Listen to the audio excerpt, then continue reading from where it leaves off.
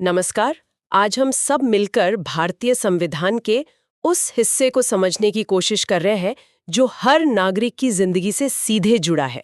मौलिक अधिकार यानी फंडामेंटल राइट्स। ये जानकारी उन लोगों के लिए बहुत काम की हो सकती है जो प्रतियोगी परीक्षाओं की तैयारी कर रहे हैं, या फिर हम जैसे लोग जो बस ये जानना चाहते हैं कि भाई भारत का नागरिक होने के नाते हमारी बुनियाद क्या है। सही कहा। तो चलिए इन अधिकारों की तह तक चलते हैं थोड़ा। बिल्कुल, और ये सिर्फ कानूनी बातें नहीं हैं। ये वो गारंटी हैं जो संविधान हमें देता है। अच्छा। जो सरकार की ताकत पर कह सकते हैं एक लगाम लगाती हैं और हमें एक बेहतर समाज बनाने का आधार देती हैं। समझिए, ये वो नींव है जिस पर हमारी आजादी और हमारे हक का पूरा ढांचा टिका है। तो फिर शुरू करते हैं पहली और शायद सबसे बुनियादी गारंटी से, समानता का अधिकार। हाँ, ये अनुच्छेद 14 से 18 तक फैला है। इसका मोटा मोटा मतलब तो यही हुआ कि कानून के सामने सब एक बराबर है ना? हाँ। अनुच्छेद 14 का कोर आइडिया यही है, कानून के सामने समानता और कानून का समान संरक्षण। लेकिन मतलब कहानी यहीं खत्म नहीं होती। अच्छा। हाँ, अनुच्छेद 15 फिर आगे बढ़कर कहता है कि सरकार धर्म, जाति, लिंग, जन्मस्थान या इनमें से किसी भी आधार पर किसी नागरिक से भेदभाव नहीं करेगी। जैसे दुकानें, होटल, कुएं, सड़कें, मतलब जो सार्वजनिक जगह हैं, वहां जाने से किसी को रोका नहीं जा सकता। अच्छा, यानी सिर्फ कानून की नजरों में बराबरी नहीं बल्कि समाज में भी बराबरी लाने की कोशिश। बिल्कुल। और सरकारी नौकरियों का क्या वहां भी यही सिद्धांत लागू होता है? काफी हद तक। अनुच्छेद 16 जो है वो सरकारी पदों पर नियुक्ति के मामले में अवसर की समानता देता है। ठीक है। हालांकि इसमें एक पेच है। समाज के जो पिछड़े वर्ग हैं उनके लिए या किसी पद के लिए जरूरी योग्यता के आधार पर सरकार कुछ विशेष प्रावधान कर सकती है। अच्छा, मतलब आरक्षण वगैरह। हाँ, ताकि असल में बराबरी आ सके, सिर्फ कागज पर नहीं। और इसी बराबरी की सोच को और पुख्ता करता है अनुच्छेद 17। हाँ, जो छुआछूत यानी अस्पृश्यता को पूरी तरह खत्म करता है। ये तो वाकई बहुत बड़ा सामाजिक कदम था जिसने सदियों पुरानी एक बुराई को गैर कानूनी बना दिया। निश्चित रूप से बहुत जरूरी। और फिर आता है अनुच्छेद 18 जो सेना या शिक्षा से जुड़े सम्मानों को छोड़कर बाकी सभी तरह की उपाधियों का अंत करता है। मतलब वो राजा साहब, दीवान बहादुर वाली उपाधियां। हाँ, बिल्कुल, वो सब अब खत्म। इसका मकसद था कि समाज में जन्म या पदवी के आधार पर जो ऊंच नीच थी उसे खत्म किया जाए और योग्यता को महत्व मिले। तो ये चारों अनुच्छेद मतलब 14 से 18 मिलकर ये पक्का करते हैं कि भारत में हर नागरिक बराबर है, कम से कम कानून की नजर में तो है ही। समानता के बाद नागरिकों को जो दूसरी सबसे बड़ी ताकत दी गई है वो है उनकी आजादी यानी स्वतंत्रता का अधिकार। ये अनुच्छेद 19 से 22 तक है। जी। अनुच्छेद 19 तो अपने आप में कई आजादियों का गुच्छा लगता है। हाँ, अनुच्छेद 19 बहुत महत्वपूर्ण है। इसमें 6 तरह की स्वतंत्रताएं हैं मूल रूप से। 6? हाँ। कौन कौन सी? देखिए, बोलने और अपनी बात कहने की आज़ादी है ना, फिर शांति से बिना हथियारों के इकट्ठा होने की आज़ादी, संघ या समूह बनाने की आज़ादी, पूरे भारत में कहीं भी आने जाने की आज़ादी, हाँ। भारत के किसी भी हिस्से में बसने की आज़ादी और कोई भी पेशा या व्यापार करने की आज़ादी। ये सब मिलकर एक जागरूक और सक्रिय नागरिक समाज बनाते हैं। लेकिन क्या ये आजादी मतलब अनलिमिटेड है? क्या कोई कुछ भी बोल सकता है या कर सकता है, भले उससे दूसरों को नुकसान हो? नहीं, यहीं पर संतुलन आता है।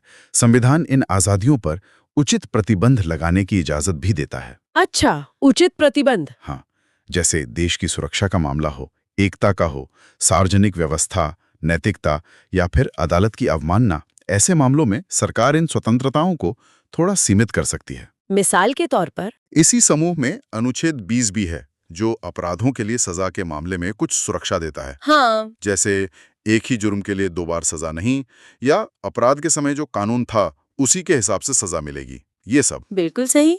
ये दोहरे दंड से बचाव और कार्योत्तर विधियों से संरक्षण कहलाता है।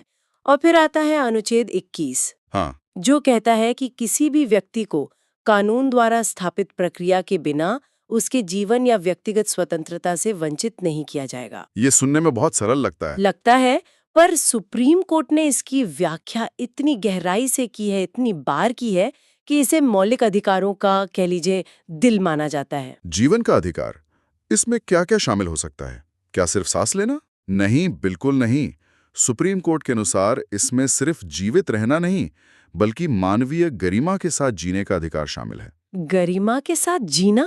हाँ, इसमें देखिए निजता का अधिकार यानी राइट टू प्राइवेसी, साफ पर्यावरण का अधिकार, आश्रय का अधिकार, स्वास्थ्य का अधिकार और यहाँ तक कि सोने का अधिकार भी शामिल किया गया है। अरे वाह। तो ये एक लगातार विकसित होने वाला अधिकार है और इसी से जुड़ा है अनुच्छेद 21A, जिसे बाद में जोड़ा गया था। हाँ, ये तो शिक्षा वाला है ना। बिल्कुल, ये 6 से 14 साल के बच्चों को मुफ्त और अनिवार्य शिक्षा का मौलिक अधिकार देता है। शिक्षा को मौलिक अधिकार बनाना वाकई एक मील का पत्थर था। निश्चित रूप से। और इस समूह का आखिरी अनुच्छेद 22 गिरफ्तारी और नजरबंदी से सुरक्षा देता है। जी। यानी अगर किसी को गिरफ्तार किया जाता है तो उसे वजह जानने का हक है, अपने वकील से मिलने का हक है और 24 घंटे के अंदर मैजिस्ट्रेट के सामने पेश करना जरूरी है। यही सब है ना?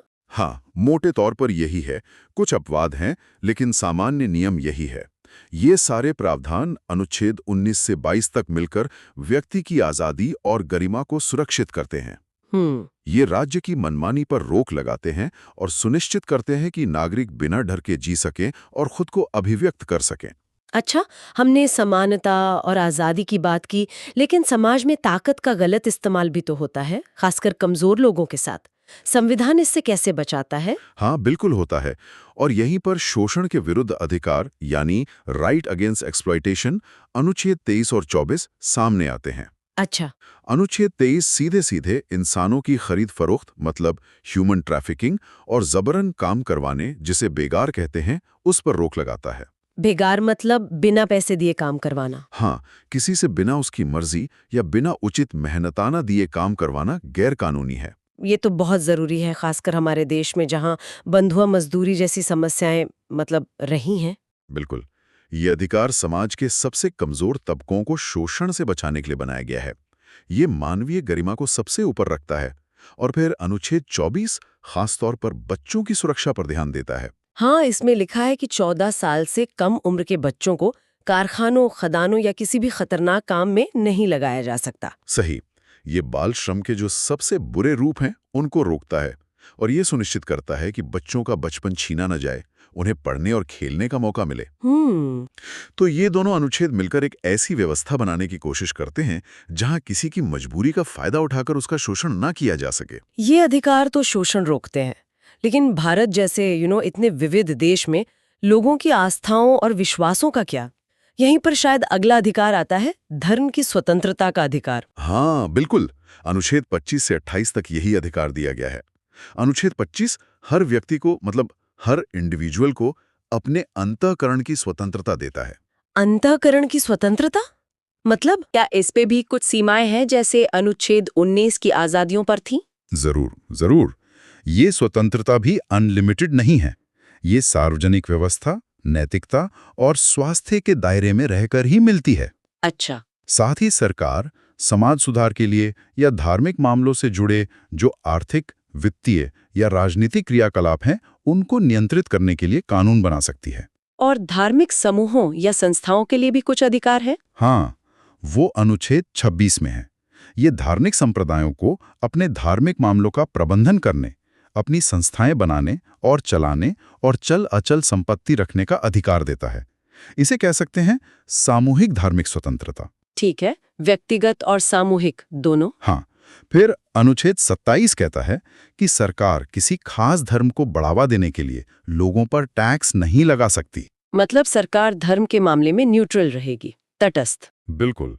और अनुच्छेद 28 इसी बात को और साफ करता है। ये कहता है कि पूरी तरह से सरकारी पैसे से चलने वाले किसी भी शिक्षण संस्थान में कोई धार्मिक शिक्षा नहीं दी जाएगी। लेकिन प्राइवेट स्कूलों का क्या, या जो ट्रस्ट्स वगैरह चलाते हैं? हाँ, उसमें थोड़ी छूट है। अगर कोई संस्थान किसी ट्रस्ट के तहत बना है जहां धार्मिक शिक्षा देना अनिवार्य है, तो वहां दी जा सकती है, भले ही उसे सरकार से मदद मिलती हो। अच्छा। तो ये चारों अनुच्छेद मिलकर भारत के धर्मनिरपेक्ष सेक्युलर चरित्र को दर्शाते हैं। राज्य का अपना कोई धर्म नहीं, सभी धर्म बराबर और नागरिकों को अपनी आस्था के अनुसार जीने की पूरी छूट। भारत सिर्फ अलग अलग धर्मों का देश नहीं, यहाँ भाषाएं, संस्कृतियां भी बहुत हैं। क्या संविधान इनकी सुरक्षा के लिए भी कुछ कहता है? हाँ, और ये बहुत खूबसूरती से सांस्कृतिक और शैक्षिक अधिकारों में किया गया है। ये अनुच्छेद 29 और 30 हैं, जो खास तौर पर अल्पसंख्यकों मतलब माइनॉरिटीज जी, के हितों का ध्यान रखते हैं। माइनॉरिटीज के लिए। कैसे? देखिए, अनुच्छेद 29 कहता है कि भारत के किसी भी हिस्से में रहने वाले नागरिकों के किसी भी समूह को जिनकी अपनी खास भाषा, लिपि या संस्कृति है, उसे बनाए रखने का अधिकार होगा। यानी अपनी पहचान, अपनी यूनिकनेस बनाए रखने का अधिकार। बिल्कुल। और सिर्फ इतना ही नहीं, अनुच्छेद 29 ये भी कहता है कि सरकारी या सरकारी सहायता पाने वाले शिक्षण संस्थानों में किसी भी नागरिक को सिर्फ धर्म, जाति, भाषा वगैरह के आधार पर दाखिले से मना नहीं किया जा सकता।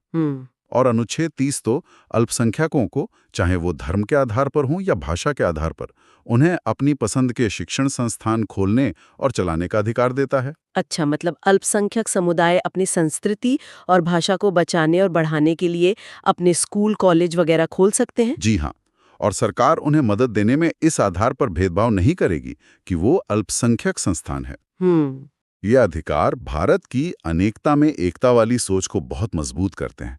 ये सुनिश्चित करते हैं कि अल्पसंख्यक समूह भी देश में सुरक्षित महसूस करें और अपनी पहचान के साथ जी सकें। ये एक तरह का संतुलन साधते हैं राष्ट्रीय एकता और सांस्कृतिक विविधता के बीच। ये सारे अधिकार, समानता, स्वतंत्रता, शोषण से बचाव, धार्मिक और सांस्कृतिक आजादी, सुनने में तो बहुत अच्छे लगते हैं, लेकिन अगर किसी नागरिक को ये अधिकार मिलते ही नहीं, या मान लीजिए सरकार ही इनका उल्लंघन करती है, तब क्या होगा? क्या इनका कोई मतलब रह जाएगा फिर? यही वो सवाल है जिसका जवाब संविधान का शायद सबसे महत्वपूर्ण मौलिक अधिकार देता है। कौन सा? संवैधानिक उपचार का अधिकार, यानी राइट टू कॉन्स्टिट्यूशनल रेमेडीज, अनुच्छेद 32। इसे डॉक्टर भीमराव अंबेडकर ने संविधान की आत्मा और हृदय कहा था। आत्मा और हृदय, ऐसा क्यों? इसमें क्या खास बात है? खास बात यह है कि ये अधिकार बाकी सभी मौलिक अधिकारों को असली बनाता है, उन्हें लागू करने लायक बनाता है। अनुच्छेद 32 हर नागरिक को यह अधिकार देता है कि अगर उसके किसी भी मौलिक अधिकार का हनन होता है तो वो सीधे सुप्रीम कोर्ट जा सकता है। सीधे सुप्रीम कोर्ट, हाई कोर्ट या निचली अदालत नहीं? सीधे सुप्रीम कोर्ट। उसे निचली अदालतों से होते हुए आने की जरूरत नहीं। ये एक असाधारण अधिकार है। ये तो बहुत बड़ी बात है। बहुत बड़ी। और सुप्रीम कोर्ट को यह शक्ति दी गई है कि वो इन अधिकारों को लागू करवाने के लिए जरूरी आदेश या रिट जारी कर सके। आपने सुना होगा habeas corpus, mandamus, prohibition, certiorari, को वारंटो। हाँ, नाम सुने हैं। ये वही रिट्स हैं।